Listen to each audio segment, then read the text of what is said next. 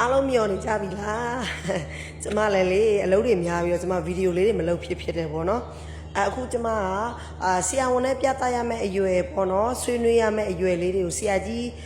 ဝေမျှလာတဲ့ဗီဒီယိုတွေကနေပြီးတော့မေမေတို့ပြန်ပြီးပြောပြတဲ့အထဲမှာပေါ့နော်အခုဆိုလို့ရှိရင်တော့တစ်နှစ်ကလေးအရွယ်ရောက်လာပြီပေါ့ကျမတို့တစ်နှစ်ကလေးအရွယ်ဆိုလို့ရှိရင်တဲ့ကလေးရတဲ့ဝူဝဝမလုံနိုင်ဘူးပေါ့ပြီးဆိုတတမလုံနိုင်ဘူးခေါင်းကြီးခေါင်းခါမလုံတတ်ဘူးလက်ညိုမထိုးတတ်ဘူးเนาะအဲ့ဒါဆိုပြန်ပြောမယ်နော်အဓိကကလေးကဝူဝဝတနှစ်ဆိုဒီလိုမျိုးလုံတက်ရတော့မယ်ပေါ့အဲ့ဒီမျိုးလုံရတော့မယ်ပြီးဆိုတတဒါလေးလုံတက်ရတော့မယ်ပြီးတဲ့ခါကျရင်ခေါင်းကြီးခေါင်းခါလည်းပဲယူမလားမယူလားကြိုက်လားမကြိုက်လားဒီလိုမျိုးလေးလည်းပြောပေးရပြောလုတ်တက်ရတော့မယ်ပေါ့နော်ပြီးတော့လက်ညုံမထိုးတတ်ဘူးလို့ချင်တဲ့ဟာကိုအဲ့ဒါဆိုရင်တော့မေမေတို့အနေနဲ့သတိထားပါကျမတို့ခုနောက်ပိုင်းမှာ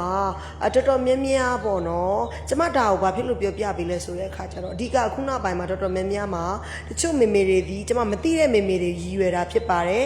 သိတဲ့မေမေတွေကတော့ဒါကသူတို့လေးလာပြီးသိကြတာဖြစ်တဲ့အတွက်ကြောင့်မို့လို့ကျမကအခုဒီဗီဒီယိုမှာကမသိသေးတဲ့မေမေတွေကိုရည်ရွယ်ပြီးပြောပေးခြင်းဖြစ်ပါတယ်တချို့ဒီဘယ်လိုပြောမလဲလက်လံမမီတဲ့အချိန်မှာဒါတွေကိုမသိဖြစ်သွားတဲ့အခါမှာကိုယ့်သားသမီးတစ်နှစ်ဖြစ်နေပြီဒါတွေမလုံးတတ်သေးဘူးဆိုလို့ရှိရင်တတိထားပါ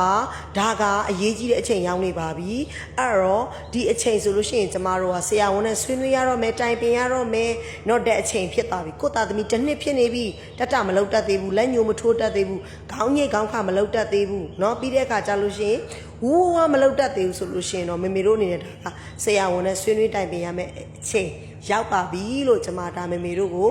ဒီဗီဒီယိုလေးမှာတစ်ခုထပ်လုပ်ပေးလိုက်တာဖြစ်ပါတယ်ကျမတို့ဒီ channel ဝင်မှာကလေးစိတ်ပညာကိုသူတည်နာလောက်ကင်မျှဝေနေသူတွေဖြစ်ပါတယ်ကလေးတိုင်းရဲ့စိတ်နားလည်ပြီးတော့သူတို့ရဲ့ဖွံ့ဖြိုးမှုအတွက်မိဘတွေဆရာတွေနဲ့တူတူပူပေါင်းလောက်ကင်လေးရရှိပါတယ်ကလေးတိုင်းကပျော်ရွှင်ပြီးကျန်းမာတဲ့စိတ်ခံစားချက်အတွေးအမြင်တွေကိုပိုင်ဆိုင်စေချင်တာကတော့ကျမရည်ရွယ်ချက်ပါကျေးဇူးပါ